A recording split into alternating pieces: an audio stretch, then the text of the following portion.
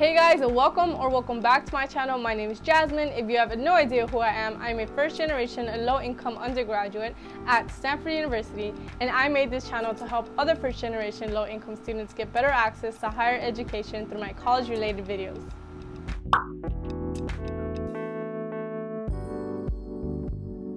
Today's video, we're going to be talking about unexpected fees that I had in college that I didn't really expect to have in college, classroom edition. So I will be making another video that has to do with dorm stuff, for example. But for now, I'm going to be focusing on some expenses that I had to make that I didn't expect to make in my classes. I will also be talking about some common things that everybody knows about, such as textbooks.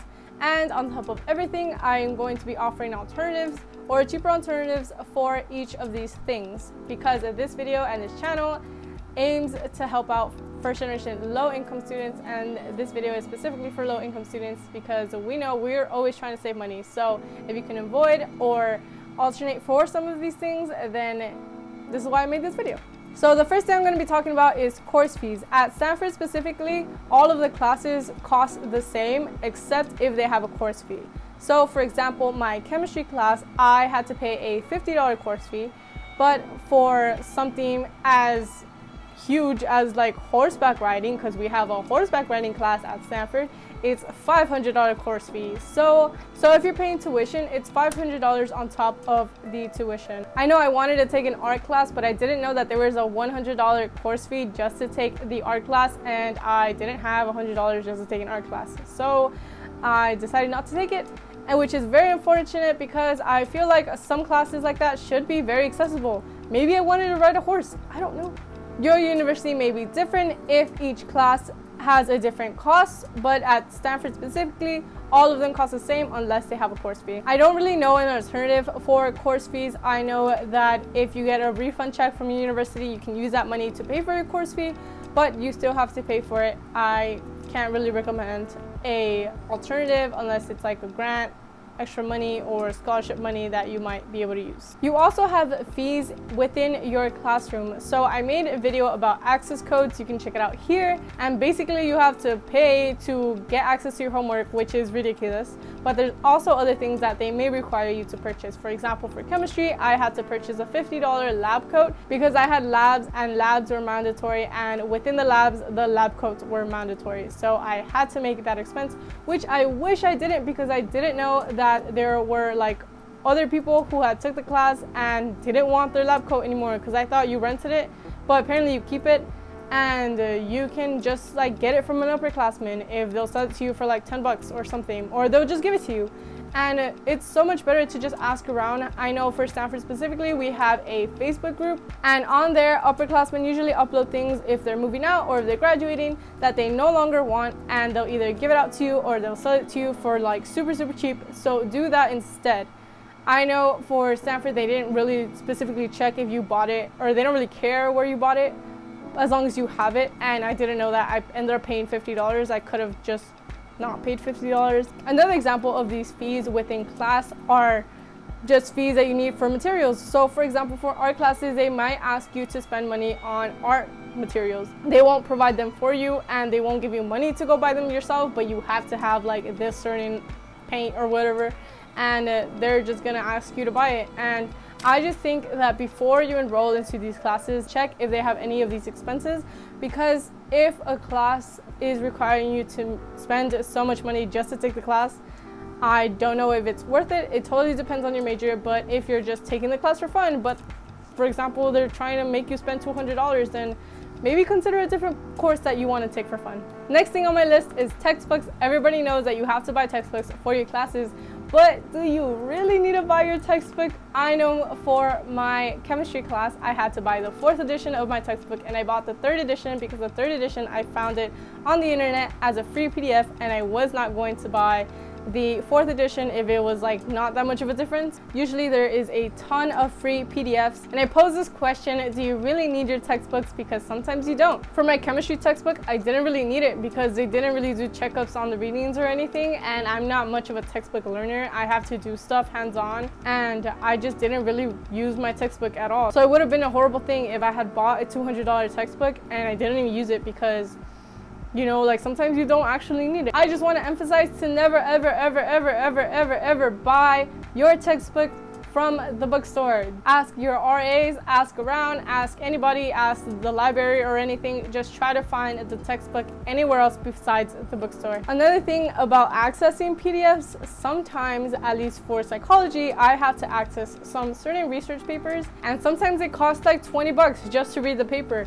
and I don't want to do that. So I will be making a future tutorial of how to get these PDFs for free. If they're asking you to buy it, you don't have to buy it. I have a super cheat code and I will make a future video about that. Another thing on my list are smaller expenses, but I didn't really expect to have to make these expenses, where sometimes classes, for example, my English class required me to buy 3 novels, and these novels were probably like $7 if I rented them at the bookstore, and I could have gotten it at the library, but they were out at the library, so I had to rent them at the bookstore. And buying $3 for $7 each is $21 that I could have used for something else. And sometimes these books aren't even mandatory, so make sure you talk to an upperclassman or to someone who has already taken that course and ask if you really need this book or if you're really going to talk about it. And if not, maybe you can save yourself $7. In addition to that, another class did require me to buy or rent movies, and these were like $2, $3, $4 that I had to buy and rent them, but it was like 6 movies. One time I had to buy a $5 movie, and then I got to class and then we just watched it in class. So why did I have to buy this movie? Like, what?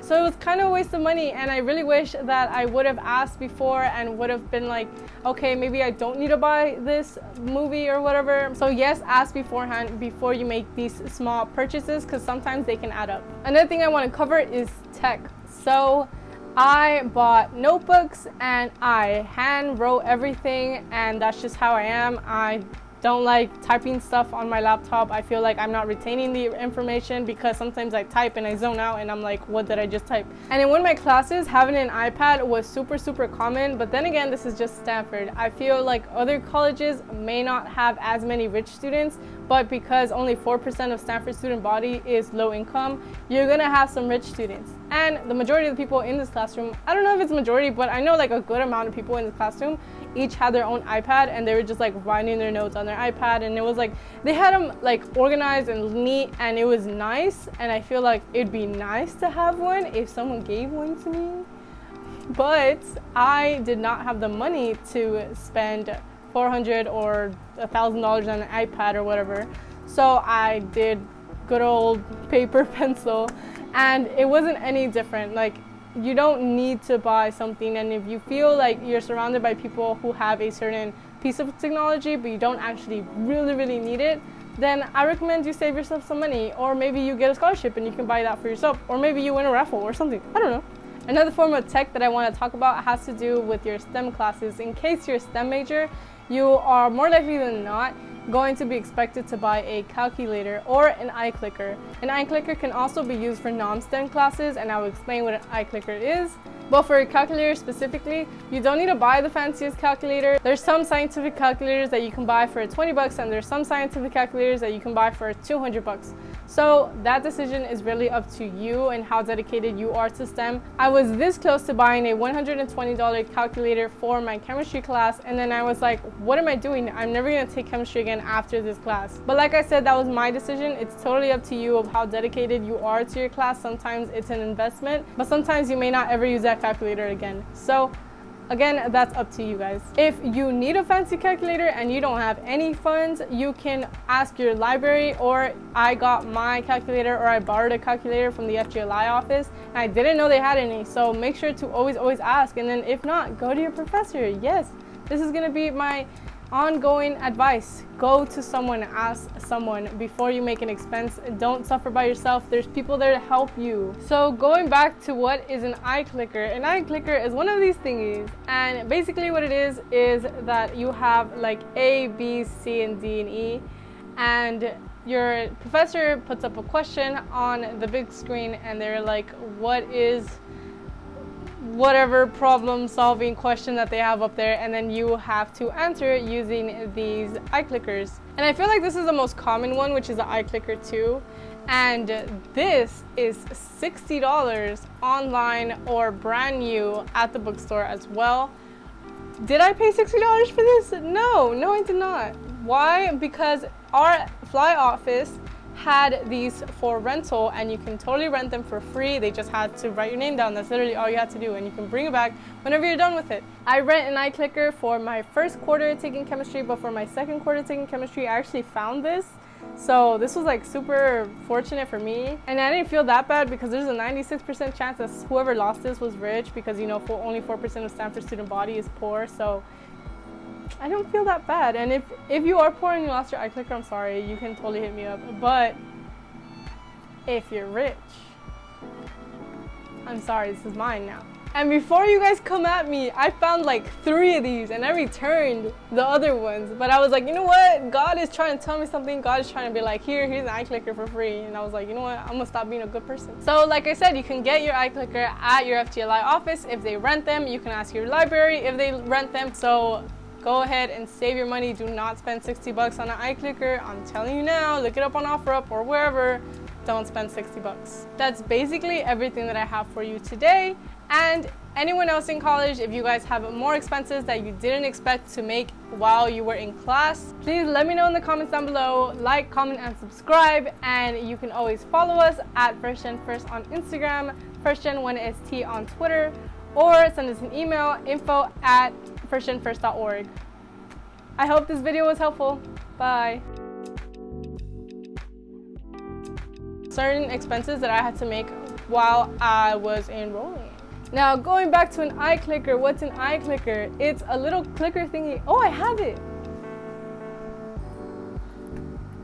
Can I pause? I should pause. And within the labs, the lab coats were mandatory.